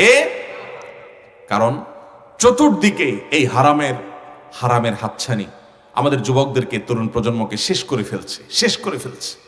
নাম দিছে প্রেম। কি সুন্দর একটা শব্দ, নাম দিছে কি? প্রেম। আবার এই 2 নম্বর কাজটাকে বৈধ করার জন্য আবার আরেকটা স্লোগান হলো কি জানি, প্রেম জান্নাত হতে, স্বর্গ হতে এসেছে, এরকম কিছু শয়তানি কথাবার্তা আছে না? এগুলো সব কিন্তু ওই যে ইবলিসে সাপ্লাই করে, কারণ আপনাকে ধ্বংস করতে হবে, তো এই জন্য এই সমস্ত কথা সাপ্লাই করে। আরে ভাই, প্রেম বা ভালোবাসা যদি কোনো পুরুষের সাথে কোনো নারীর হয়, অর্থাৎ একজন পুরুষের সাথে অ্যাডাল্ট পুরুষ একজন অ্যাডাল্ট নারীর সাথে যদি কোনো সম্পর্ক হয় এবং সেটা যদি প্রেম বলা যায়, তো সেটা হবে একমাত্র বিয়ের পরে। বিয়ের আগেরটাকে আপনি প্রেম বললেও আদতে সেটা ভণ্ডামি, প্রেম বলা হলেও সেটা বাস্তবে কি ভণ্ডামি। কোন অর্থে বললাম? অনেক মুখলেস প্রেমিক আছে যে ইখলাসের সাথে প্রেম করে, মানে কোনো 2 নম্বর নিয়ত নাই।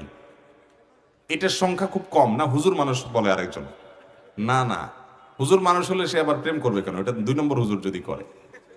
বিবাহ বহির্ভূত সম্পর্ক অনেকে করে যে হ্যাঁ ভালোবাসা উতরেতেছে, আসলে বেশিরভাগই হলো এগুলো ভাঁওতাবাজি। ভাই, আমাদের মেয়েরাও বোঝার চেষ্টা করে না, ছেলেরাও বোঝার চেষ্টা করে না। এগুলো বেশিরভাগ ক্ষেত্রে মেয়েদের হলো ফুচকা, চটপটি আর এই চীনাবাদাম, বুট আর ওই চাইনিজ ইত্যাদি খাওয়া, এগুলো হলো ধান্দা। আর ছেলেদের হলো বদমাইশি করা আর ফুসনষ্টি করা। 2 পক্ষ 2টা ধান্দা মাথায় রাখছে, এটার নাম দিছে কি? প্রেম। আরে মিয়া, প্রেম তো হবে স্বামীর সাথে স্ত্রীর। আপনার যদি কোনো গার্লফ্রেন্ড থেকে থাকে তো সে তো আপনার স্ত্রী। কারো কোনো ভদ্র মহিলার, কোনো মেয়ের যদি প্রকৃত অর্থে কোনো বয়ফ্রেন্ড থেকে থাকে, সে তো তার স্বামী। এই জন্য তথাকথিত প্রেম, যেটার আপনার নাম দিয়েছেন, আমি এটা প্রেম বলতে নারাজ, এই প্রেম নামক এই ভণ্ডামি, এই পাগলামো এবং বয়সের একটা মাতলামো, এটা এই পাগলামোটা যারা করেন, এটা কয়টা বিয়ে পর্যন্ত টিকে বলেন তো? মানে শতকরা 1000-এ কয়টা বিয়ে পর্যন্ত টিকে? কারণটা কি? কারণ হলো ওই যে সব তো ধান্দা ফান্দা শেষ, প্রত্যেকে যার যার রাস্তা ধরে। আইসা হুজুরের কাছে কানে কানে বলে, হুজুর মহিলা মাদ্রাসার একটা মেয়ে দেখবেন আমার জন্য। ওখানে আকাম কুকাম করে আইসা ওরে চটপটি খাওয়াই আইসা হুজুরের কাছে কানে কানে কি চায়, মহিলা মাদ্রাসার একটা পর্দানুসীন মেয়ে দেখবেন হুজুর আমার জন্য। গল্লি টাওয়ার ঠিক আছে, পাগল হলে কি হবে? ভাইরা আমার, চরিত্রকে হেফাজত করার মতো কঠিন কাজ আর কিছু নাই। আমি যুবকদেরকে বলি, ভাই সব যুবকরা এই নোংরামিতে গা ভাসাচ্ছে, বদমাইশি করছে, লাম্পট্য করছে। আপনি আপনি সংগ্রাম করার শপথ গ্রহণ করেন যে না, আমার চরিত্রে আমি কালিমা লাগতে দেব। ইতিমধ্যে যেটা লেগে গেছে তার জন্য আল্লাহর কাছে মাপ চাইবো। আমার সকল ভালোবাসা, এই বুক ভরা সকল ভালোবাসাকে জমাবো, আমি জমাতে থাকবো। আমার বন্ধুরা সব 2 নাম্বারই করে দেখবো, ওদেরকে বলবো তোরা কর, আমারটা আমি জমাইতেছি। কার জন্য? বইয়ের জন্য, নিজের বৈধ স্ত্রীর জন্য। তাকে সব নিবেদন করবেন। আল্লাহ তাআলা আমাদের যুবক ভাইদের চরিত্র হেফাজত করার তৌফিক দান করুন। এক একটা কয়েকটার সাথে সম্পর্ক করে তলে তলে। আল্লাহ রাব্বুল আলামিনকে ভয় করেন, সাবধান হন। মনে রাখবেন, যৌবনের এই পাগলামো, এই মাতলামোটা একসময় থাকবে না ভাই। একটা বয়সে আপনি দেখবেন আপনার পেছনে যখন ফিরে যাবেন আপনার ভিতরে অপরাধ বোধ কাজ করবে। আপনি একটা সময় লজ্জিত হবেন, অনুতপ্ত হবেন, কিন্তু আর ফিরে যেতে পারবেন না। যুবক ভাইরা, এখনো সময় আছে, নিজেকে হেফাজত করেন। বিশেষ করে ফেসবুকের কল্যাণে, মেসেঞ্জারের কল্যাণে, হোয়াটসঅ্যাপের কল্যাণে, নানান সোশ্যাল মিডিয়াতে অ্যাক্টিভিটিসের কল্যাণে আমরা অনেক হারামে জড়ায় যাচ্ছি, ঠিক না বেঠিক? ওয়াল্লাযীনা হুম লিফুরুজিহিম হাফিজুন। ভাইরা, আল্লাহ তাআলার কাছে জান্নাত পাবেন, হুর আইন পাবেন, জান্নাতে হুর লাভ করবেন, অনন্ত অসীমকালের সুখ পাবেন। সেই সুখ কখনো আর কেউ ছিনিয়ে নিতে পারবে না। দুনিয়াতে পেরেশানি আছে, সেখানে কোনো পেরেশানি থাকবে না। এখানকার প্রাপ্তির জন্য স্ট্রাগল, ওই যে কিন্ডার গার্ডেন থেকে নিয়ে শুরু করে সচিব হওয়া পর্যন্ত অনেক স্ট্রাগল করতে হয়। পাবেন কিনা সুখ জানেন না, পেয়ে গেলেও সেটা মুহূর্তের ভিতরে শেষ, দুনিয়া ছেড়ে চলে যেতে হয়। স্থায়িত্ব নাই, প্রাপ্তির নিশ্চয়তা নাই, তৃপ্তির স্থায়িত্ব নাই। আর সেখানে প্রাপ্তির নিশ্চয়তা আছে, তৃপ্তির স্থায়িত্ব আছে। সেই নেয়ামতের আশায় আল্লাহর নিষিদ্ধ পথ থেকে বেঁচে থাকেন, জান্নাতের পথে থাকেন। সব যুবকরা অপকর্ম করুক, আপনার সংগ্রাম হবে আমি আমার চরিত্রে কালিমা লাগতে দেব না। আল্লাহ আমাদের যুবক ভাইদেরকে হেফাজত থাকার তৌফিক দান করুন। চ্যালেঞ্জ নেবেন তো ইনশাআল্লাহ? আমি প্রায় সময় বলার চেষ্টা করি, ভাই স্রোতের তালে গা ভাসানোর জন্য কোনো যোগ্যতা লাগে না। এটা মরা কাষ্ঠও করতে পারে। একটা গাছ, মরা গাছ আপনি ফেলে দিলেন পানিতে, বা জেতা গাছ আপনি উফড়ে পানিতে ফেলে দিলেন, স্রোতের তালে তালে বিশাল বড় গাছ এটাও চলে যেতে পারবে। স্রোতের উল্টা দিকে চলতে হলে প্রাণী হতে হয়। একটা ছোট মাছের বাচ্চা দেখবেন স্রোতের উল্টা দিকে লেজ নেড়ে নেড়ে চেষ্টা করে যাওয়ার। ভাইরা আমার, স্রোতের তালে গা ভাসানোর জন্য যোগ্যতা লাগে না। সব যুবকরা ফুসফুসটি করছে, তাদের প্রত্যেকের জীবনে একাধিক প্রেম আছে, হারাম রিলেশন আছে, সম্পর্ক আছে। আপনি ইউনিক যুবক হন, জান্নাতে যাবেই হলো ইউনিক মানুষগুলো না। আমি নোংরামি করবো না ইনশাআল্লাহ। আমার চোখকে হেফাজত করব, বৈধ ভালোবাসার জন্য অপেক্ষা করব। এখন পড়াশোনা করব, ক্যারিয়ার গড়ব, বাবা মাকে সময় দিব, ভালো ভালো কাজ করব। বদমাইশি এবং নোংরামি দিয়ে আমার যৌবনকে আমি নষ্ট করব না। এই পবিত্র রাখার সংগ্রামে ইনশাআল্লাহ শামিল হবেন তো ইনশাআল্লাহ? যেই যুবক তার চরিত্রকে হেফাজত করতে পারে না, যে নিজেকে এতটা কন্ট্রোল করতে পারে না, এখানে এসে সে কাত হয়ে যায়, নিজের চরিত্রকে বিলিয়ে দেয়, সে কোন মুখে আল্লাহর কাছে জান্নাতের আশা করবে, দাবি করবে? চেষ্টা করা যাবে না ইনশাআল্লাহ? তো জান্নাতুল ফেরদাউসের যারা মালিক হবেন, ওয়ারিস হবেন, তাদের 4 নম্বর বৈশিষ্ট্য হলো চরিত্রেতে কালিমা লাগতে দেয় না। বললাম যে আজকাল চরিত্রকে রক্ষা করা কঠিন। বিবাহিত মানুষরাও পরকীয়া লিপ্ত হয়ে যাচ্ছে। ওই যে মেসেঞ্জারে হাই হ্যালো করতে করতে নিচের দিকে চলে যাচ্ছে। জেনার ধারে কাছে জন্য যাওয়া যাবে না। বেগানা পুরুষের সাথে নারীরা পর্দা করবেন, নারীদের সাথে পুরুষরা পর্দা করবেন, চোখের হেফাজত করবেন এবং সেই সাথে নিজেদেরকে নিয়ন্ত্রণ করবেন। হারামের ধারে কাছেও যাবেন না। এই কাজটা সবচেয়ে কঠিন কাজগুলোর একটা যুগে। এই যুগে যদি কোনো ফেরেশতা সুলভ যুবক আপনি দেখতে চান, ফেরেশতা সদৃশ কোনো যুবক যদি আপনি দেখতে চান, আপনি সেই যুবক দেখেন যে যুবকের যৌবনকে কোনো যৌনতার সংশ্লিষ্ট অপরাধের কালিমা স্পর্শ করতে পারে নাই। এ হলো এই যুগে ফেরেশতা যুবক। অতএব সে ফেরেশতা যুবক হওয়ার চেষ্টা করবো তো ইনশাআল্লাহ? ইতিমধ্যে লেগে গেছে, কোনো অসুবিধা নাই। আল্লাহ তাআলা কোরআনে কারীমে সূরা ফুরকানে বলেছেন, জেনা কেউ করে ফেলেছে, এরপর তওবা করেছে, তওবা করে যদি ফিরে আসে সে, আল্লাহ তাআলা তার পাপাচারগুলো শুধু ক্ষমাই করবেন না, যদি সে সত্যিকারের ফিরে আসে আর কোনোদিন সে পথে না পা না বাড়ায় এবং নিজেকে ভৎসনা করে, আল্লাহ তাআলা তার মন্দ কাজগুলোকে ভালো কাজ দিয়ে পরিপূর্ণ করে দিবেন। অতএব যুবক ভাইরা, তওবা করবো তো ইনশাআল্লাহ? নাম্বার 5, জান্নাতি যুবকদের, জান্নাতি মানুষের 5 নম্বরের যে গুরুত্বপূর্ণ গুণ যেটি থাকতেই হবে তা হলো আমানত এবং অঙ্গীকার রক্ষা করবে। ওয়াল্লাযীনা হুম লিআমানাতিহিম ওয়া আহদিহিম রাউন, যারা তাদের আমানত এবং অঙ্গীকারকে রক্ষা করবে। আমানতের খেয়ানত এখন ঘরে ঘরে, এটা নিয়ে আমি বিস্তারিত ব্যাখ্যা যাব না, আমার হাতে একেবারেই সময় নেই। আমানত এবং অঙ্গীকারকে আমরা অনেকভাবে নষ্ট করি। তার একটা এক্সাম্পল দেই। ধরেন আপনার সাথে আপনার কোনো একজন দোস্ত একটা ভয়েস রেকর্ড পাঠাইছে মেসেঞ্জারে বা হোয়াটসঅ্যাপে, সে এটা আপনাকে একান্তে বলছে, এটা অন্যদের কাছে সে হয়তো শেয়ার করবে না, খুব সিক্রেট বিষয় বা সবার কাছে এটা বলবে না। আপনি কি করলেন? তার অজান্তে এটা আরেকজনকে শেয়ার করলেন, এবার সে তাকে নিয়ে ট্রলবাজি করতেছে। এগুলো হয় কি হয় না আমাদের মধ্যে? নবী করিম সাল্লাল্লাহু আলাইহি সাল্লাম বলেছেন, ইদা হাদ্দাসা রাজুলু ফালতাফাতা ফাহিয়া আমানা। কেউ তোমার সাথে কথা বলেছে, কথা বলার পর সেখান থেকে সে অন্যদিকে ফিরেছে, তাহলে এই কথাটা তোমার কাছে আমানত। যেখানে বললে সে অসন্তুষ্ট হবে সেখানে কথা তুমি বলতে পারবা না, তাহলে আমানতের খেয়ানত করবা। আমানতের খেয়ানতের হাজারটা দৃষ্টান্ত দেওয়া যাবে। আল্লাহ আপনাকে একটা চেয়ারে বসিয়েছেন, আপনি চাকরি পাইছেন, এই চেয়ারটা আপনার কাছে আমানত। এখন দেখা যায় পাবলিক লাইন ধরে দাঁড়ায় আছে, আপনার একটা শ্যালক আসছে, দুলাভাই আপনার চেয়ারে কাজটা, কিন্তু দুলাভাইয়ের কাছে আসছে। এখন এই শালা কি সিরিয়ালে থাকে না সিরিয়াল ছাড়া আসে?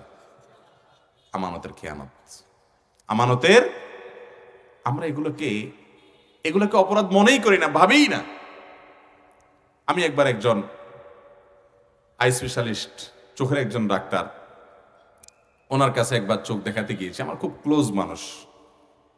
তো প্রসঙ্গত উনি আমাকে বললেন যে ভাই, উনি যখনই আমি যাইতাম লোকদেরকে, উপস্থিত যারা অপেক্ষা আছেন সিরিয়াল ধরা, তাদেরকে বলতেন যে ওনাদের মাধ্যমে আমাকে বলতেন যে আমি ওনাকে দেখি, বা ওনারা অনেক সময় বললেন ঠিক আছে যান, আমাকে বলতেন শেষের দিকে আসেন, লোক থাকবে না।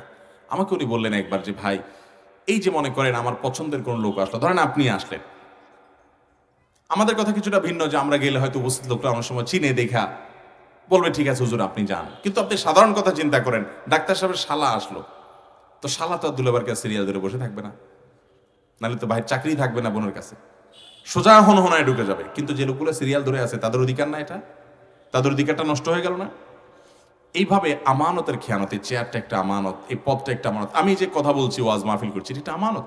এই মাহফিলটা আয়োজন করতে অনেক টাকা ব্যয় হয়েছে, অনেক পরিশ্রম হয়েছে, কষ্ট করে তারা আয়োজন করেছেন। আমি এখানে কিছু সময় পাইছি, সময়টা আমার কাছে আমার। এই সময়টা যদি আমি পাগলামি করে, হাসি মাতলামি করে, বেহুদা কাজ করে নষ্ট করে ফেলি, আমি আমানতের খেয়ানত করলাম। ভাইরা আমার, এভাবে যদি আপনি দেখেন প্রতিটা পদে পদে আমাদের আমানত রক্ষা করা কিংবা নষ্ট করার প্রশ্ন আসে। এই জন্য আল্লাহ বলেছেন জান্নাতের লোকদের বৈশিষ্ট্য হলো ওয়াল্লাযীনা হুম লিআমানাতিহিম ওয়া আহদিহিম রাউন, যারা তাদের আমানত রক্ষা করে এবং অঙ্গীকার রক্ষা করে। জান্নাতের লোকদের সর্বশেষ বৈশিষ্ট্য হলো ওয়াল্লাযীনা হুম আলা সালাওয়াতিহিম ইউহাফিজুন, যারা তাদের নামাজগুলোকে হেফাজত করে, নামাজগুলোকে হেফাজত করে। প্রথম শর্ত হলো নামাজকে মনোযোগের সাথে পড়ে, আর শেষেরটা হলো নামাজগুলোকে হেফাজত করে। তার মানে নামাজগুলোকে যথাযথ সময়ে টাইমলি পড়ে এবং কোনো প্রকার অবহেলা করে না। তাহলে প্রথমটা এবং শেষেরটা একই রকম শোনা গেল, দুই জিনিস। প্রথমটা হলো মনোযোগ রাখা, আর দ্বিতীয়টা হলো সময় মতো ঠিক মতো নিয়মিত নামাজ আদায় করা, অনিয়মিত না হওয়া। এই 6টা বৈশিষ্ট্য যদি থাকে, আবারও বৈশিষ্ট্যগুলো বলছি, যারা নামাজের ভিতরে মনোযোগ ধরে রাখতে পারে, এটার জন্য যা যা করা দরকার সেগুলো করবে। নামাজের আগে মোবাইল টিভি বন্ধ করবে, মনোযোগের সাথে ধীরে স্থিরতে নামাজ পড়বে, নামাজে মনোযোগ রাখবে। যারা অহেতুক অনর্থক বেহুদা কাজ করে না, ইমানদার বেহুদা ফালতু কাজে মাতলামি উন্মাদনা করবে না। 3 নম্বর, যারা জাকাত আদায় করে, জাকাত ফরজ হলে জাকাত আদায় করে। 4 নম্বর, লজ্জাস্থানের হেফাজত করে, কখনো জেনার ধারে কাছে যায় না, চোখের জেনাও করে না, আল্লাহর ভয় এগুলা থেকে বাঁচিয়ে রাখে নিজেকে। এবং নাম্বার 5, আমানত এবং অঙ্গীকার, কথা দিলে বা আল্লাহ তাআলা কোনো গুরুত্বপূর্ণ দায়িত্ব দিলে সে দায়িত্ব তিনি পালন করেন, খেয়ানত করেন না। অঙ্গীকার করলে, কথা দিলে সে কথা রক্ষা করে জীবন গেলেও। নাম্বার 6, 5 ওয়াক্ত নামাজ সময় মতো নিয়মিত আদায় করে, জীবনে কখনো ছাড়ে না। এই 6টা কাজ যারা করবে, আল্লাহ বলেছেন উলাইকা হুমুল ওয়ারিসুন, এই লোকগুলো হলো ওয়ারিস, জান্নাতের অধিকারী। আল্লাযীনা ইয়ারিসুনাল ফিরদাউসা হুম ফিহা খালিদুন, যারা জান্নাতুল ফিরদাউসের মালিক হবে, অধিকারী হবে এবং সেখানে চিরকাল থাকবে। দুনিয়ার মতো ছুটে যাওয়ার, হারায় ফেলার বা এটা আমার কাছে থাকবে না সেই ভয় থাকবে না, বরং সেখানে একবার জান্নাতে গেলে অনন্ত অসীম কাল পর্যন্ত সেটা ভোগ করতে থাকবে। আল্লাহ রাব্বুল আলামিন এই 6টা গুণ এবং বৈশিষ্ট্য আমাকে, আমাদের সবাইকে আমল করার তৌফিক দান করুন। এবং এই বৈশিষ্ট্যগুলো অর্জন করে জান্নাতুল ফেরদাউসের মালিক হওয়ার তৌফিক আল্লাহ তাআলা আমাদেরকে দান করুন। জাযাকুমুল্লাহু খায়রা ওয়া আখিরু দাওয়ানা আলহামদুলিল্লাহি রাব্বিল আলামিন।